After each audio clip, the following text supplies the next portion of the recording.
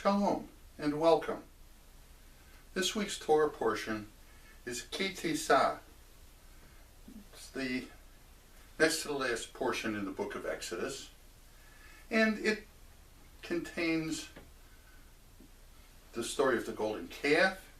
It contains a repeat of some of the laws, and it also contains a statement about Shabbat, very famous statement about Shabbat.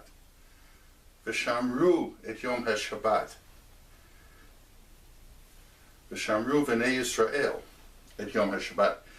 The people of Israel, the children of Israel, shall guard the Sabbath, l'dorotam, in all their generations.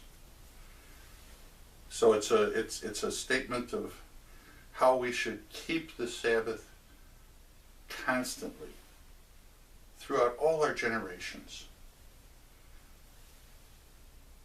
So there's a story of the Baal Shem Tov and his disciples. The Baal Shem Tov gathered his close disciples, and he told them that on the next Shabbat he was going to show them what Shabbat was really about. Well, the disciples were very excited about this, and they couldn't wait for the next Shabbat. And when Friday afternoon came, they got ready for the Sabbath. They went to the mikveh, and they got to the synagogue early, long before the prayers would start. Kabbalat Shabbat started. They stood close to the Baal Shem Tov, eagerly anticipating what was going to happen. And nothing happened. The Baal Shem Tov went through the prayers, and toward the end of the prayers, they noticed the Baal Shem Tov looking over to the side of the synagogue. So they all looked over there at the same place, and all they saw was a poor Jew, a Jewish man who was praying very fervently and with much joy. They didn't think much about this situation. This was commonplace in the Baal Shem Tov synagogue to see people praying like this. So they didn't give it much thought. The Baal Shem Tov finished the prayers, and then he motioned for the disciples to come with him into his study, and they sat around a table that was near an open window. And through the window, they saw the man who was praying walking toward his run-down house. And they saw him go into the house. They could even hear him greet his wife. "Good Shabbos, my wife, my dear wife. Good Shabbos to you, my husband. A wonderful Sabbath." And the husband started to sing Shalom Aleichem, one of the major Sabbath hymns. And when he finished singing, he said, "Come, my wife, let us make Kiddush."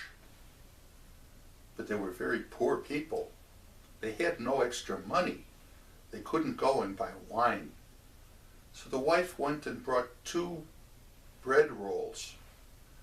And he said, "My husband, we have no wine.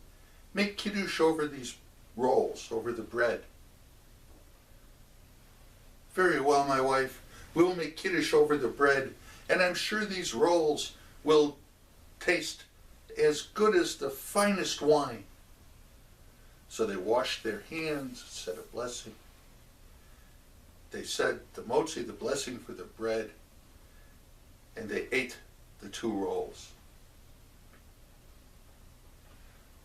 Then the wife said, "My husband, for the fish course, I have made something very special."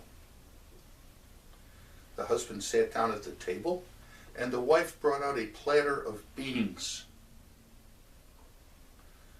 And she took a spoonful of beans and put them on his plate, and a spoonful of beans and put them on her plate.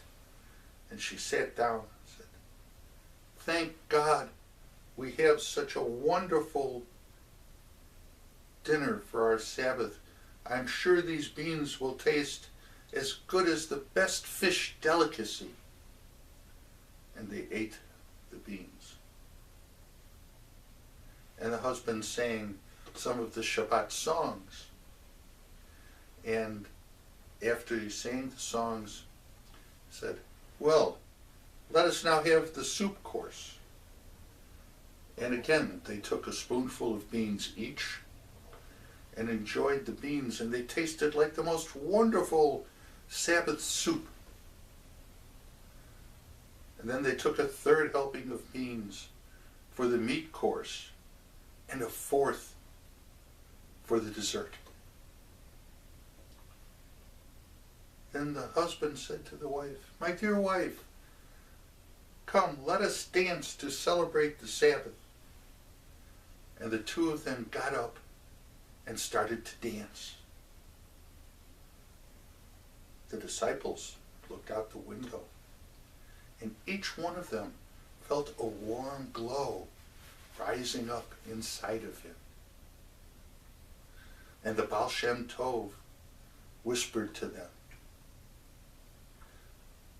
the feeling that you're getting is the Sabbath, is Shabbat. It's not the food that they tasted. You're feeling just like these good people feel. But it's not the food. It is actually the feeling of the Sabbath itself. Because they celebrated with so much joy that this joy is overflowing, and we are feeling it even here. So remember this feeling, because this is what Shabbat is about. And that is how the Baal Shem Tov's disciples learned what Shabbat was supposed to feel like. Shabbat Shalom.